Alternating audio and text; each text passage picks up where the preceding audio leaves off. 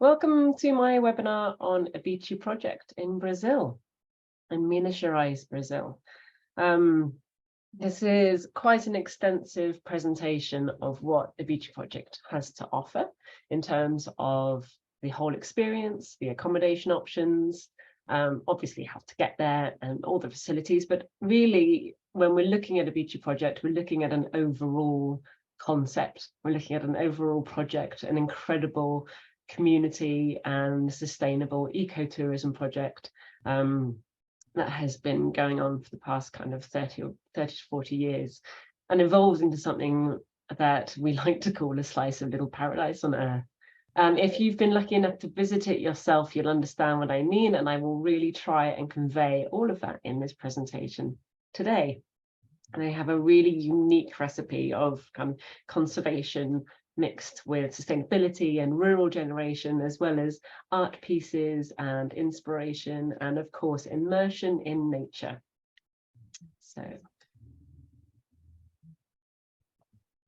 basically, it's an ambitious 5,000 to 6,000 hectare private conservation and sustainability initiative aimed at the reforestation of native flora, species, and wildlife corridors. But not just that, it's also aimed at bringing local rural communities together and regenerating a small kind of microeconomies and helping, as I mentioned, helping people get immersed into nature in one of the most beautiful places in Brazil. So it's a 3.5-hour drive from Rio in the southern area of Minas Gerais. And as we all know, Minas Gerais is a state in Brazil which is topographically very interesting. It's got a lot of green, lush hills. It's got a lot of Atlantic rainforest that covers it. And so this means, well, in the past, the hills and mountains here have been very, very rich in minerals. They still are. Which has meant that the history of this area is concentrated around the mining and the mining of minerals. And what that meant was quite wealthy and affluent towns and villages sprung up out of nowhere, and you got this very kind of colonial style architecture, which you see here in the tiles and the architecture of the farmhouses. I think I can hear someone. If I can just ask everyone to put themselves on mute, that would be amazing. Thank you. So yeah, this is the main lodge that you see here in Engenho Lodge. This is a very classic photograph from the property itself. It's probably the photograph that people know, one of the photographs that people know the best from Ibiti Project. And this is where they started their accommodation. And up here on the left, you can see Casa Carlinhos, which is another part of their accommodation network, I should say, really. So yeah, just to give you a brief overview, this is a rudimentary Google map to show you where Rio is. It actually says 4.5 hours here. I know I said 3.5. I suppose that really depends on traffic coming in and out of Rio.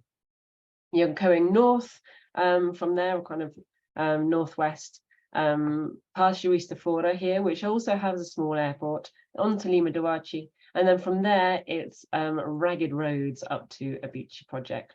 There is, as I said, a small airport in Juiz de Fora, but also they have an airstrip at Ibiti Project, so you can charter a flight from Rio or Sao Paulo or Belo Horizonte.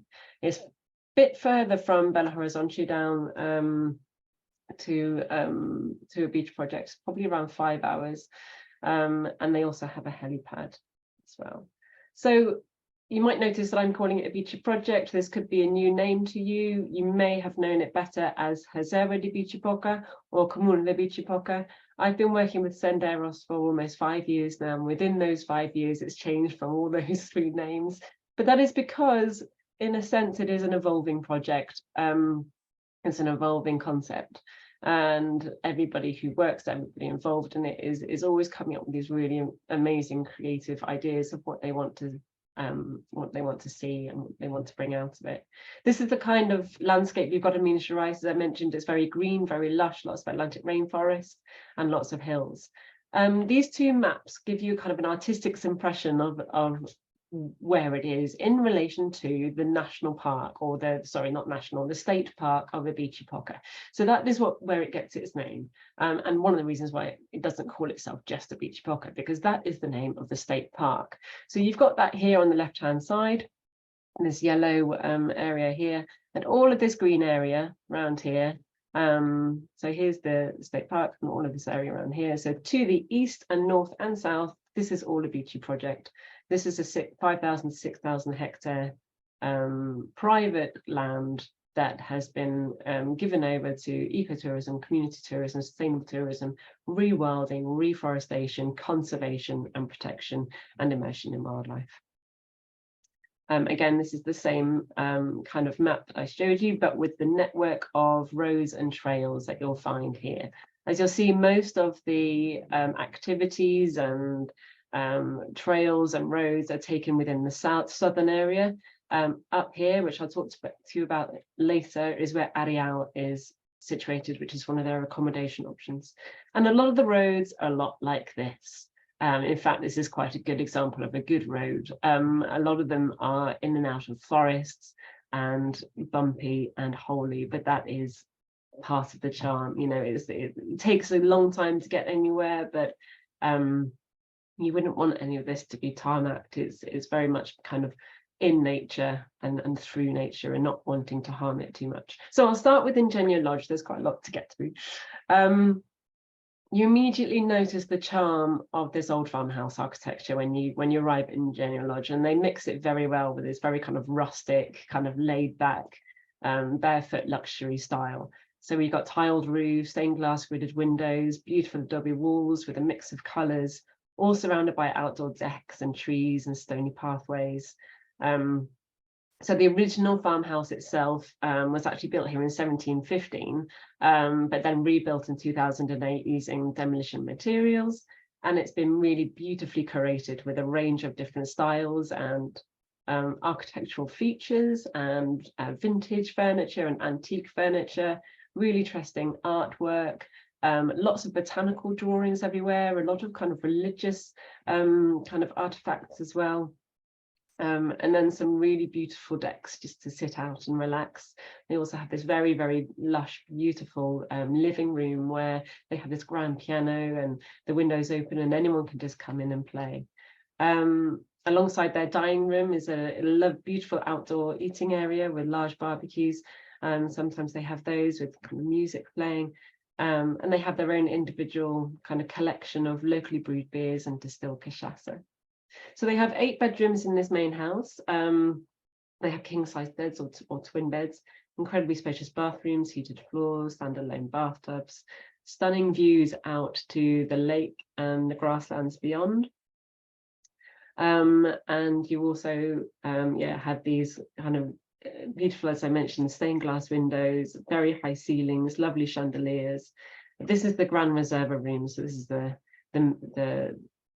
better room that has double aspect out from the room itself, and this beautiful bathtub within the room. So that's probably the most kind of high-end, or like probably the more kind of luxurious accommodation that Ibiti has to offer. The second house in this area is called Casa Carlinhos. This belonged to the Fazenda's owner and still now named after him. Sometimes there are 3 rooms here, and sometimes they can be sold separately, but actually this is really reserved for larger families or groups, and it's just on the hill above Ingenio. Again, yeah, this very kind of understated, colourful kind of design with these very spacious rooms and lovely artwork everywhere. And you'll find in all of these kind of accommodation options these kind of architectural features that hark back to the fazenda kind of culture. So like this beautiful wood burning stove and the kettles. And there will be, you know, afternoon tea and coffee and local tea, all they're available for you in your, wherever you're staying, in any accommodation option. So it's not like you're left to work this this wood burning stove yourself. You're always being hosted by the amazing team here. And so talking a bit about the food, the menu at Ibiti Project or Ibiti combines well, what they like so that it combines simplicity with sophistication. It has definitely evolved over the last few years, I would say. They still have a very strong focus on the Minera cuisine. So this is made from a lot of local ingredients, and a lot of it is still cooked traditionally on the wood-burning stoves. This is the dining room at Ingenio, where people come together to eat. They do have separate tables, so guests don't necessarily have to eat with each other. And yeah, it's basically the area where you come together for dinner mainly. Quite often the lunch is taken outside in the reserva. And it's different every evening, so it's different decoration every evening, and they take the flowers from the reserve and they put them on the tables and make it look absolutely beautiful. So in the last few years, they have evolved this their menu here to involve less meat. They're very conscious about the carbon footprint of meat, even though they still get their meat from local farmers. They have encouraged a lot more plant-based kind of growing, a lot more plant-based menus and healthier kind of options in that sense. They try and have the meals outside as often as possible because it's such beautiful settings as well. So this is, for example, an example of a breakfast setup underneath the trees in the gardens here. And as I mentioned, much of the food at Ibiti is grown and locally within the community and is organic, so incredibly fresh. So this is an example of one of the aspects of the model of creating livelihoods and community within this whole project. And so the lodge buys the food from the growers who produce the food on the reserve. They collaborated, sharing the knowledge of techniques, what works better than others, how to make the most of the land they have. They've done all sorts of research into soil quality and permaculture and biodynamic growing. These two are local farmers who are working on the Grotau farm, where rice and many vegetables are grown 100% organically, for example. So this is the spa, which is near Ingenio. It's the old grain barge, and it's an absolutely stunning setting to have your massages and therapies. I was lucky enough to do some sunrise yoga here as well, with those doors open, just watching the sunrise over the lake, and it was one of the most magical experiences, particularly as when I was doing the I can never remember the name, when I was relaxing at the end with my eyes closed, and I had lovely rugs on me. And they have a pet toucan in the area, and Tuca just came in and swooped over my head at that moment and started making right awake. But it was the most sweet and lovely experience. Anyway, so apart from that, you can also have some really beautiful massages here, and all of the things they use in the spa, so all the teas and the oils and the amenities, these are all made locally, and they're all made with, a lot of them are made with the ingredients they get on the reserve as well. They also have a jacuzzi and a shower and sauna at behind Ingenio Lodge, a lovely place to kind of sit and relax after dinner, for example. So we'll go on to the experiences now before I go on to the other accommodation options, because this gives you an idea of what there is to do at Ibiti Project. And yeah, we can look at then where they go on from there. So basically, a stay here includes 2 guided shared activities per day on foot, exploring the waterfalls, caves, and natural pools. You can also have yoga sessions, and also this, of course, includes the swimming in the lakes and the rivers. And it can include any of the picnics out in any of these locations as well. So this is the kind of landscape you're looking at out in the reserve. It has a whole network of trails which are all guided. Signposted. You can take a guide with you, or they can also be self-guided. And you're given a map, you're given a guide. You're constantly in WhatsApp contact with any of the team at a beach pocket. So there's nothing, you're never left to your own devices without anything to do. So the waterfalls here are formed by the meeting of the waters by Saltos River and Gavião stream, and it's naturally red with these clear crystal pools and waterfalls, which are absolutely stunning. And so there's 12 different spots for these waterfalls, rapids and rivers to enjoy and to swim in and just be on the beaches. And more often than not, Guests will find food and drink served at each spot, like fresh fruits and fresh nuts and juices, and if it's a special occasion, a nice bottle of wine as well.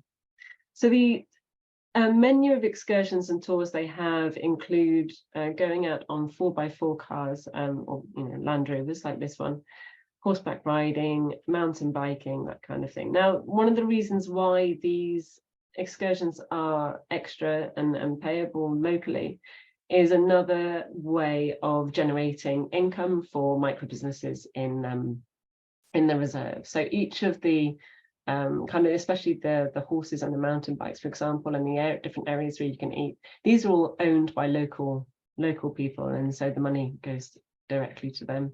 Now, this is another image which you may actually, this is an image which is quite new, but you may have seen this family before. This is quite an iconic kind of picture of Ibiti Project. This is an example of the incredible artwork that you just stumble across at any point in the reserve. So this is called the family, and they are up on a beautiful plain in the reserve with incredible views out across the mountains. Basically, the owner of Ibiti Project, he saw one of these, actually he saw the main statue at the Burning Man festival. He liked it very much, and he got in touch with the artist or the sculptress, and he said, I really, really love this, would I be able to buy it off you? And she said, well, I actually have a whole family of them. Would you like to buy all of them?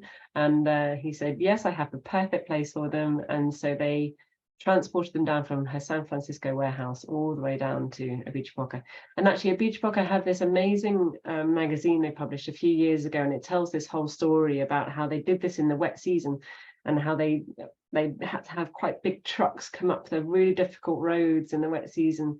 But then she visited a few years later to visit, and she said it was a very overwhelming emotional experience. It's one of the most beautiful places to come and relax. And yeah, you can visit here on mountain bike, and they have a series of e-mountain bikes, so you don't need to push yourself too hard up the hills, or you can go up by vehicle and mountain bike down the hills, or by 4x4, or you can also visit here by horseback as well. The horses they have at Ibiti Project are called Mangalaga horses, and if you know anything about horses, these are apparently very robust horses. They're very known as having very calm temperaments and ideal for kind of all abilities of horse riding. This you'll see here is actually their landing strip, so it's right here on the edge of the hill, and this is the kind of plane that pops in to Ibiti Project. And as I mentioned, you stumble across these kind of, rarities and interesting things all along the trails. So here, for example, is a sugar press kind of process where you can press your own sugar. And then what's really amazing is that the whole area is spring-fed with a lot of spring-fed streams. And so they hang up these little tin cups for you if you're feeling hot and thirsty on the way around. There are other optional activities included. So if you wanted to do a very kind of specific yoga session anywhere out in the reserve, they can organise that for guests. And then they can also take people into the national park to do kind of canyoning, kayaking. They also have SUPs you can take out on their little lakes as well. And in terms of the wildlife here, you do go to Brazil to see wildlife. You've got the Pantanal, of course, you've got the Amazon, you've got the Cerrado, don't forget. And Ibiti Project has the Atlantic rainforest. It's quite dense forest, and but it does have a lot of animals, particularly in this area, because with a law that came in 20 or 30 years ago, they had re-incentivized reforestation, which means there were a lot of return of animals that were endemic to this region but were dwindling in numbers. And so there's many kind of primates, there's lots of different types of birds, and one of these primates includes the Muriqui monkey. Now this is an enclosure of the Muriqui monkey, and it is run by an NGO called MIB. And they are basically created a wildlife corridor between one area of the Atlantic rainforest and here to increase the numbers of the Muriqui monkeys. They are the largest primates in South America.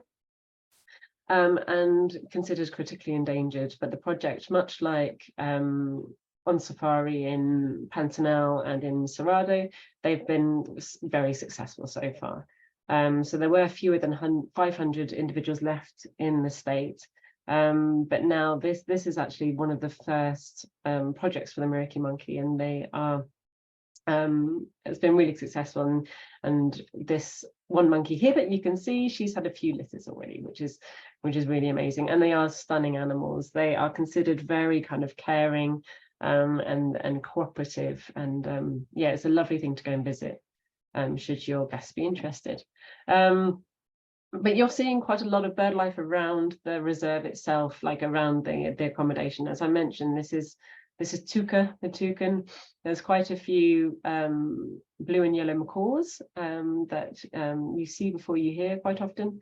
And then you've got these Saraima, and I think I've said that right. I apologize to any Brazilians on the call who are dotted around, who are really quite large hens that are very comical. There's a huge variety of beautiful twisted trees, and it feels kind of very cloud forest-esque. A lot of orchids, a lot of cacti, a lot of bromeliads, which is the symbol of the Ibiti Project. And it is a substantial part of the original vegetation which had been removed because a lot of it had been pastures before. And so now a lot of this flora is coming back, which of course is essential for the whole different levels of the ecosystem. Okay, going on to the different accommodation options, apart from Ingenio Lodge and Carlinhos Lodge. So really the main one that they have been developing over the last few years is Mogol Village, which is a rural regeneration project in action. Basically what you see here is a small village on the southern eastern side of the reserve. Behind here, you've got these hills covered in this white quartz, which is absolutely amazing. It's not snow, it's minerals. And the quote here that I've included is from Stanley Stewart, who recently visited Ibiti Project, and he wrote in the Financial Times this amazing, well, the article itself is absolutely incredible, and it really transports you well. It's probably better than anything I could ever say to you over a presentation. But so I'll send that in the follow-up, the link to the article, because the way he describes arriving at Mogol, he said, I stepped out of the car into sudden silence. A miniature church, the walls pastel-coloured, were perched on the raised green. Straggling along the 2 rows on either side were a dozen or so low houses. Hummingbirds were feeding in the hyacinths round the path to the church. A solitary old man in a battered hat passed on a white horse. He paused and nodded. "O fim do estrada," he said simply, "end of the road," which I think was really great, because it does take a long time to get here, relatively, and it is incredibly calming and beautiful space to be in.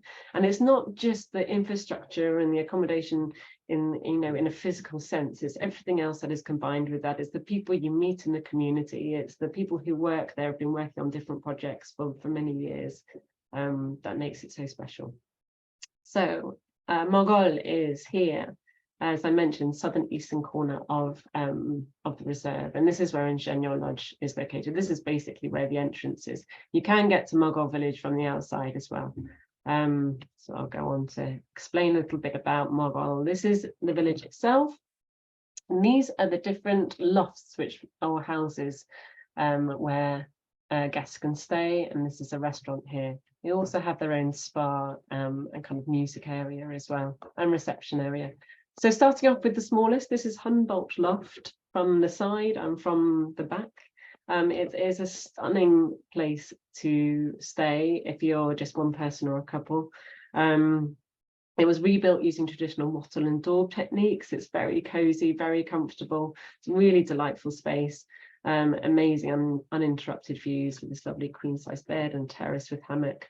And then you go out on a little kind of walkway, a wooden walkway to the bathroom, where you had these floor-to-ceiling views out across the valley. Absolutely unbeatable.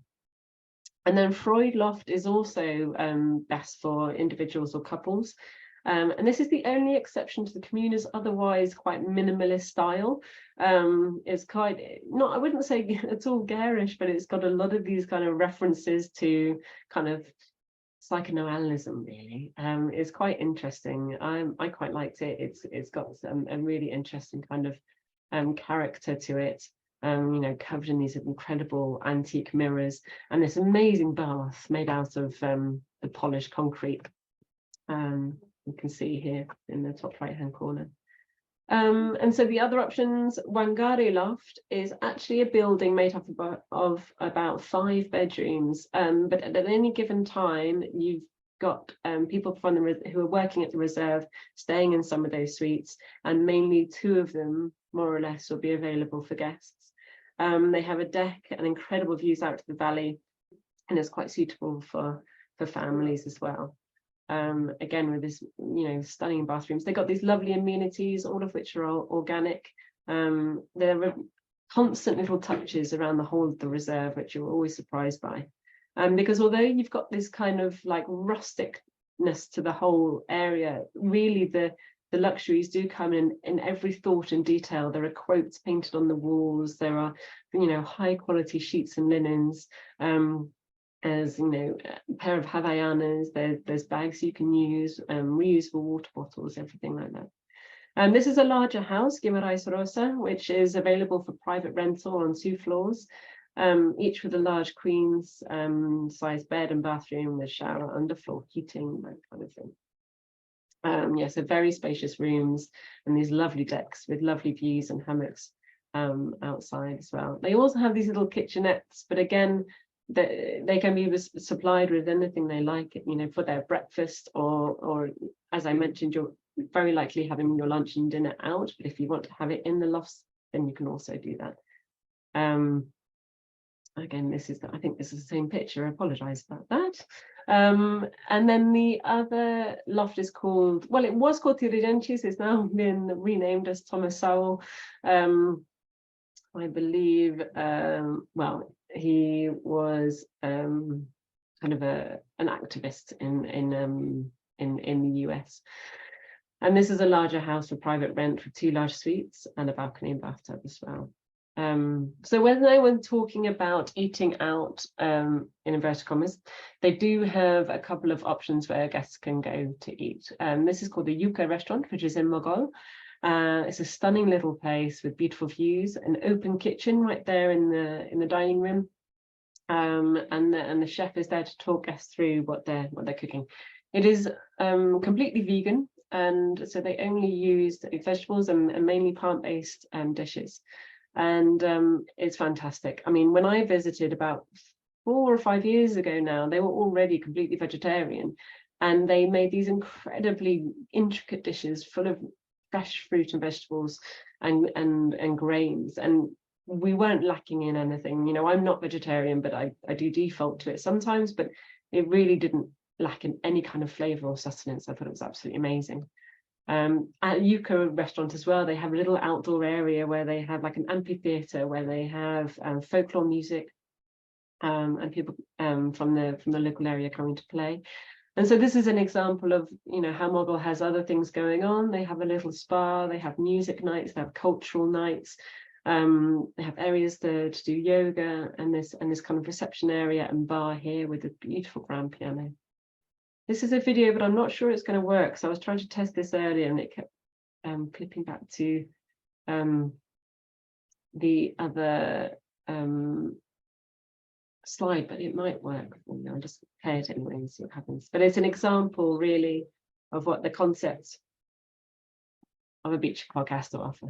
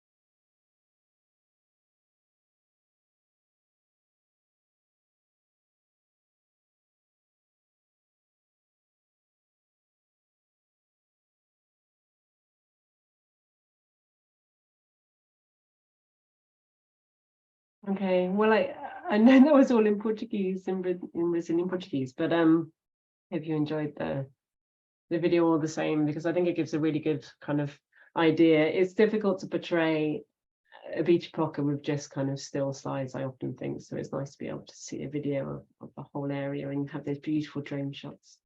So I'm going to go on to the remote accommodation options now. So I know I'm running out of time already. So this includes 2 different accommodation options in the reserve itself. So it allows for a kind of wider exploration. So you've got Isgone, otherwise called the Eagle's Nest, here in between Engenho and Mogol. And then you've got Areal far in the north here. Gardene is just a spot where you stop off on the way up to the Eagle's Nest, and it's just a really beautiful place to watch the sunset, have a swing, and have some more fresh fruit and nuts. It's like a little farmhouse and eating area. It's absolutely stunning. And so you're going up to Isgone, set up on the hill above Gardene, and it's set at 1,500 meters. So, you know, not that high, but relatively high, and high enough to have these incredible views across the state park on one side and across towards Rio on the other side. And it's amazing. It's really only big enough for a couple. You've got this beautiful bathtub out on the walkway, this open air kind of bathroom, helipad behind. And it's got, again, this really kind of lovely rustic charm. Again, you're in contact constantly as a guest with the team by WhatsApp. So if you want to have your food brought up here for you, which you generally will do for breakfast, then you can do that. Or if you want to come down at any point, you have all of your activities kind of pre-planned, so they know exactly when and where to come and collect you, or where you'd like to walk to meet the team. And then the second option of the remote is Areal far in the north, as you can see here from the map. So this takes a good 3 to 4 hours drive, because again, these roads are not paved, they're quite bumpy, but it's a real experience up there anyway. And when you're up here in Areal, you've got a couple of places to stay, and you're hosted by Carlinhos and his wife, who have lived in this area their whole lives.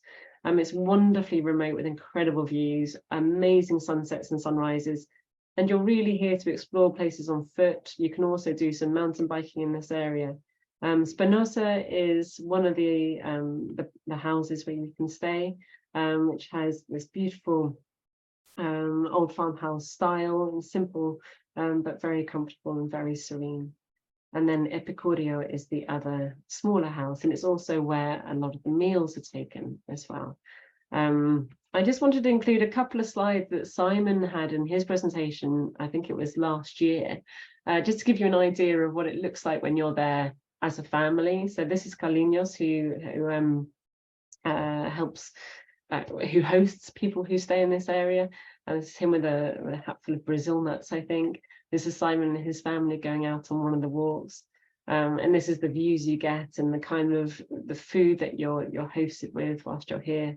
It's, yeah, incredibly remote and serene, and a stunning place to stay.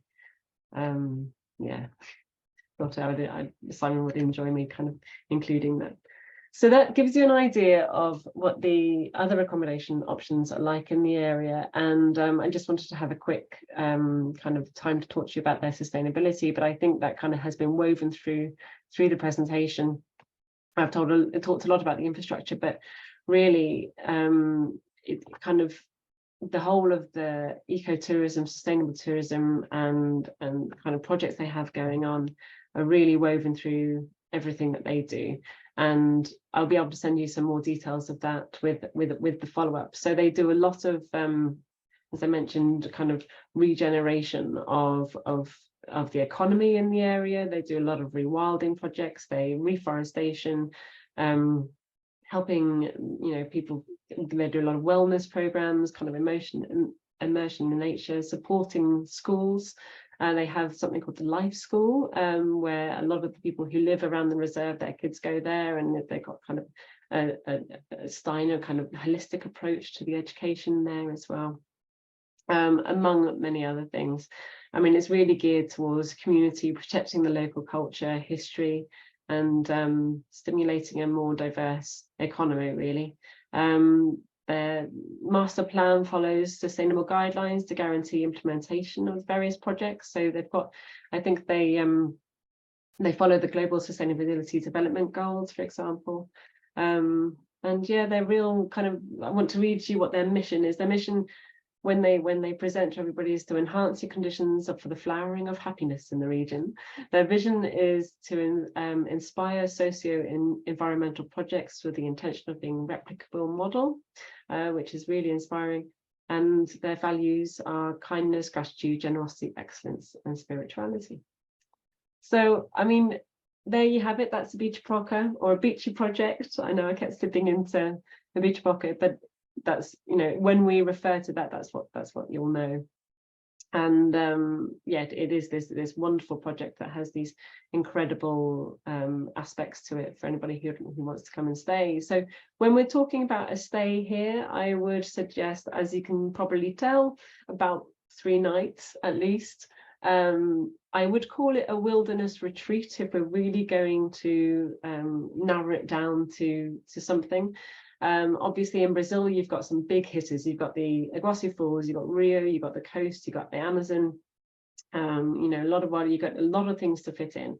But if you have people who are doing something very special and just want to go somewhere just to switch off, relax, immersion in nature, I always think this is quite a good alternative to perhaps the coast as like the last place on an itinerary, but really you can fit it in anywhere.